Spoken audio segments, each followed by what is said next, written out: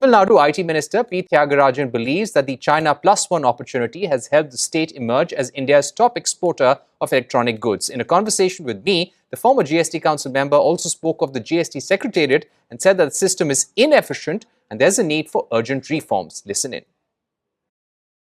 It's not in my daily kind of work remit, so I can't say authoritatively, I'm not keeping track of these things.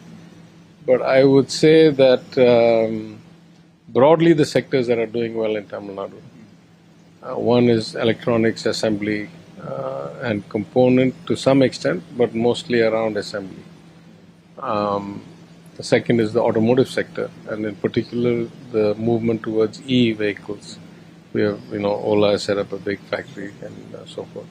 The third is around the textiles, the non-leather shoes, so the sneaker industry, if you will. Then is also the leather industry and shoes. So I would say these are all areas where we have seen tremendous growth. And we've always been a bit strong, but I would say the China Plus One strategy, or the de-risking of China's concentration, has led to a lot of benefits for us. If you know, we went from being the number 3 or number 4 state in manufactured or assembled electronics goods export 2-3 years ago to number 1 last year. Much of that is this China shift of things like iPhones moving towards India and in particular Tamil Nadu. Today, India is wanting to emerge as a supplier for the world. If there were one or two key reforms which you feel India needs to attract a higher amount of investments in semiconductors, in manufacturing, with a view to make exports more competitive, what do you think those reforms would be like? What drives investment, and as a former investment banker, what drives investment decisions is not so much the marginal financial, kind of plus or minus. It is about 2 or 3 things. It is about reliability. It is about speed. It is about, I don't want to use a cliche like ease of doing business, but the transparency of processes and the ability to plan accordingly and manage your risk accordingly. These are the kinds of things that drive investment decisions. So I would say broadly, the kinds of reforms we need to make is to make it easier for people to access and become aware of our market, of our potential, of the opportunities. Provide them better hand-holding and kind of support in their decisions to locate, to acquire land, to do, the basics of getting things right. And then continuously support them till they get to production and export.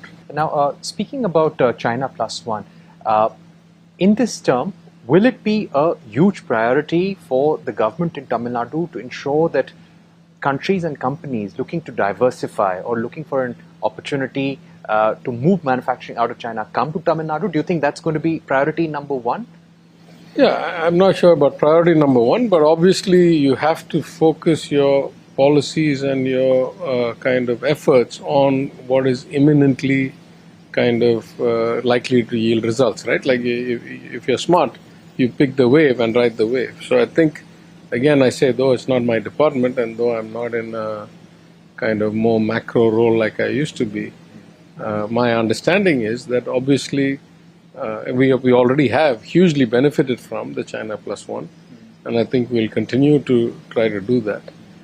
Certainly in my little field of view, which is around innovation, around startups, around IT services, I've already seen that. For example, we have a big US client, I don't want to say the name for privacy, not a US client, a US company in the media space, one of the biggest. And they have gone from something like 200 jobs a few years ago, 4 or 5 years ago, to almost 6,000 jobs in the last 5 years. And I would say, when I spoke to the president of the digital division, he said that almost 1,000 of those jobs were jobs that either were in China and moved here, or would have otherwise been placed in China and were placed in Chennai instead. So we are already benefiting from it in a big way, and clearly we'll try to seize the opportunity, because that's where the macro trend is. There has been a lot of demand for quite a few years now to bring down the number of slabs from 4 to 3. The GOM is looking at the possibility of merging 12% to 12% and 18% tax slabs. Is that something that you feel the time has come for? It is important to do it now? I say this personally.